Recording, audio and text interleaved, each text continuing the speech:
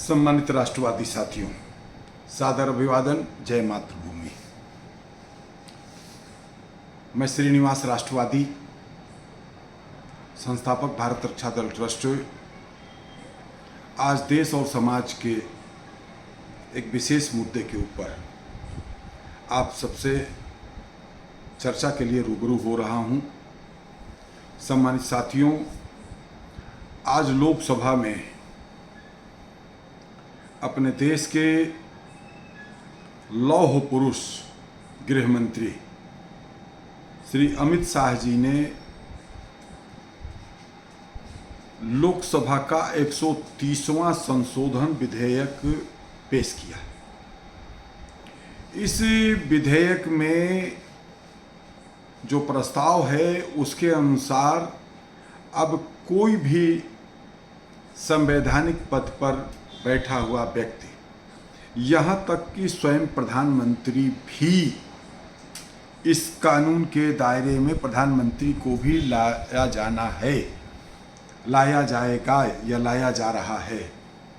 एक ऐसा प्रस्ताव जिसमें कि 5 साल से ऊपर की सज़ा वाले कानून और 30 दिन से अधिक कोई व्यक्ति, मंत्री, विधायक, मंत्री विशेष रूप से जो है प्रधानमंत्री, मुख्यमंत्री, इन दायित्वों को धारण करने वाले लोग अगर 30 दिन के अंदर उनकी बेल नहीं होती है, जमानत नहीं होती है, वो नहीं छूटते हैं और 30 दिन से अधिक का समय वह जेल में रहते हैं, तो इन स्थितियों में उनको अपने पद का त्याग पत्र देना होगा। यह एक कानून सरकार प्रस्तावना के रूप में ले आई है कि निकट भविष्य में इस पर एक कानून बने। आप अवगत ही हैं कि थोड़ा सा अतीत में जाते हुए देखें कि अरविंद केजरीवाल ने एक ऐसा देश के सामने घिनौना उदाहरण प्रस्तुत किया कि वह भ्रष्टाचार के एक बड़े आरोप में गिरफ्तार होते हैं, काफ़ी दिनों तक जेल में रहते हैं, जेल से वो शासन चलाने की बात करते हैं, बार बार जो है लोग आचरण और सिद्धांत के नीति के तहत कि भाई आप गिरफ्तार हो चुके हैं, जेल में हैं, आपको त्याग पत्र दे देना चाहिए, लेकिन उन्होंने त्याग पत्र नहीं दिया और उन्होंने कानून का माखौल उड़ाया। इन स्थितियों में सरकार ने यह संशोधन विधेयक पेश किया है, 130वां संशोधन विधेयक, कि जो भी कोई ऐसा व्यक्ति जो 30 दिन से अधिक समय तक जेल में रहता है, उसकी जमानत नहीं होती है, तो उसको अपना पद त्याग करना पड़ेगा। यह कानून बनने के लिए लोकसभा में पेश हो गया है। हालांकि यह भी जिस तरीके से वक्फ संशोधन बिल जेपीसी को जो है भेज दिया गया है, उसी तरह से सरकार ने इसको भी ज्वाइंट पार्लियामेंट्री कमेटी को भेज दिया है और इस नाते भेज दिया है कि इस पर भी एक सर्वसम्मत नीति बने। हालांकि संख्या की दृष्टि से प्रधानमंत्री मोदी जी की सरकार स्वयं से, अगर उनकी पार्टी के दृष्टि से हम विचार करें तो 240 सांसदों का दल है और चंद्रबाबू नायडू जी और नीतीश कुमार जी के समर्थन से यह सरकार बहुमत में है। लेकिन एक सर्वसम्मत नीति बना करके बड़े विषयों को जेपीसी को भेज करके उस पर नीति बनाने की ओर अग्रसरित हो रही है।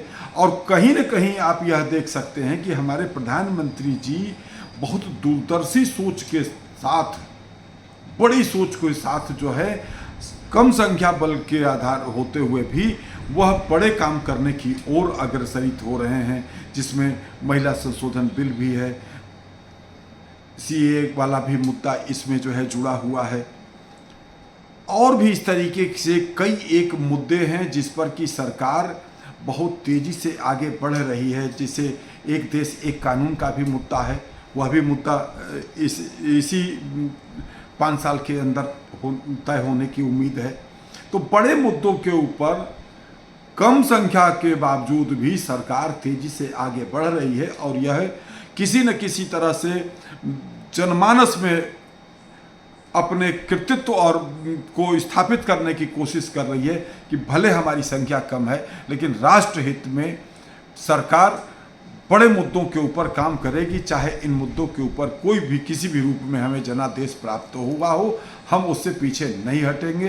तो एक यह कहीं न कहीं मेरा मानना है कि हमारे दृढ़ प्रतिज्ञ राष्ट्र नायक प्रधानमंत्री नरेंद्र मोदी जी की सशक्त राष्ट्र के निर्माण के दिशा में एक बड़ा कदम है।